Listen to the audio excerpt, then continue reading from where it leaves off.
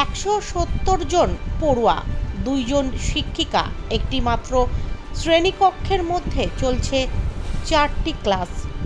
হরিশ্চন্দ্রপুর 1 নম্বর ব্লকের তুলসীহাটা কেলাবাড়ি শিশু শিক্ষা কেন্দ্রের অবস্থা বেহাল।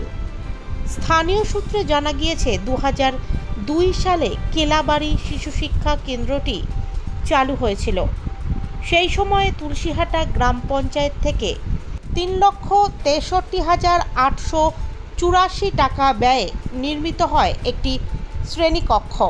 এরপর 2010 সালে আরও 2টি শ্রেণীকক্ষ তৈরি করা হলেও এখনও পর্যন্ত শ্রেণীকক্ষ দুটির ছাদ হয়নি। অসম্পূর্ণ হয়ে পড়ে রয়েছে শ্রেণীকক্ষ দুটি। এর ফলে বাধ্য হয়েই একটি শ্রেণীকক্ষেই চলছে সব শ্রেণীর পড়ুয়াদের ক্লাস। ছাদ না থাকার কারণে রৌদ্র বৃষ্টিতে কক্ষ দুটি জরাজীর্ণ হয়ে পড়ে রয়েছে। দেওয়াল থেকে ইট খসে পড়ছে, অপরদিকে বিমের চাঙড় খসে পড়ছে, বেরিয়ে এসেছে লোহার রড। যে কোনো সময় দুর্ঘটনা ঘটে যাওয়ার আশঙ্কা করছেন শিক্ষিকারা। অবস্থা এমনই যে ওই স্কুলে ভয়ে পড়ুয়াদের পাঠাচ্ছে না অভিভাবকদের একাংশ। ক্রমেই স্কুলে কমছে পড়ুয়াদের সংখ্যা। এদিকে যে কোনো সময় দুর্ঘটনার আশঙ্কা থাকলেও স্কুল বিল্ডিং সংস্কারে কোনো উদ্যোগ নিচ্ছে না সংশ্লিষ্ট দফতর, জানিয়ে স্থানীয়দের মধ্যে ক্ষোভ ছড়িয়েছে।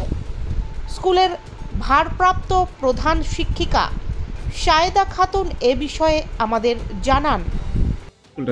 আমাদের স্কুলের সমস্যা আছে। আমাদের 2010-এ আমরা তো আগে যেখানে সেখানে স্কুল করতাম, রাস্তায় মানুষের বাড়িতেই স্কুল করেছি আগে।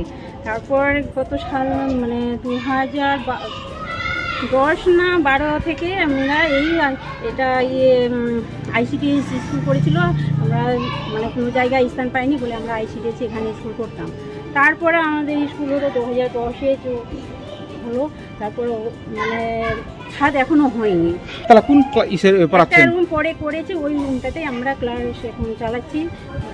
তো একটা রুমের মধ্যেই কি 4টা ক্লাস আপনাদের?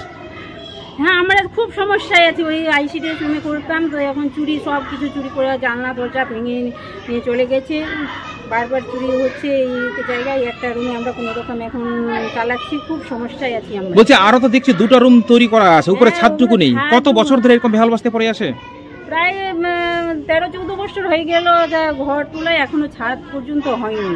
তো সেগুলো তো নষ্ট হয়ে যাচ্ছে। হ্যাঁ, সেগুলো খসে পড়ছে, বৃষ্টি পড়বে নষ্ট হয়ে গেছে, খসে পড়ছে। বাচ্চাগুলো আসছে স্কুলে, আমরা খুব সমস্যায় আছি। যদি ইট পড়ে যায় তাদের, তো আমরা কি জবাব দিব? সে তো বলছি আর কি কি সমস্যা রয়েছে স্কুলে? আমাদের পায়খানা বাথরুমের খুব সমস্যা, জলের সমস্যা, জলের কোনো যোগাযোগ নাই। পায়খানা বাথরুম আমাদের মানে দিয়েছিল, কিন্তু এগুলো ইউজ করতে একদিনও পারলাম না। আমি তো এই ফেব্রুয়ারিতে মানে ভারপ্রাপ্ত হিসেবে দায়িত্ব পেয়েছি। আগে যে ছিল ও মানে জানিয়েছে, কিন্তু এখন আমি করিনি। এখন আমি নোটালকে বলেছি, কিন্তু নোটাল এখনো কোনো করেনি। স্কুলে ছাত্র সংখ্যা কতজন আছে? আমাদের টোটাল তো এমনি আছে 170 জন, তো আসে 50, 60, 65, এমনি 40। মিড ডে মিল হচ্ছে আপনাদের? মিড ডে মিল হচ্ছে ডেলি হয়, কোনোদিন বাদ নাই। তাহলে একমাত্র পরিকাঠামো ঠিক নেই, ঘর না হলে তো খুব সমস্যা। গার্জেনরা বলছে স্কুল ঠিক নাই, বলছে। আপনারা কতজন শিক্ষিকা রয়েছে? আমরা 2 জন আছি। তো একটাই তো রুম, একটা রুমের মধ্যে 2 শিক্ষক বসে থাকেন আপনারা? খুব মানে অসুবিধা হচ্ছে খুবই। না, আপনি যখন ক্লাস নেন অন্য ম্যাডাম দাঁড়িয়ে থাকতে হচ্ছে। হ্যাঁ, উনি যখন ক্লাস নেন আপনাকে দাঁড়িয়ে থাকতে হচ্ছে। তাহলে এইভাবেই আপনাদের কি স্কুল চলছে? বর্তমান তো এমনি চলছে। আমরা খুব মানে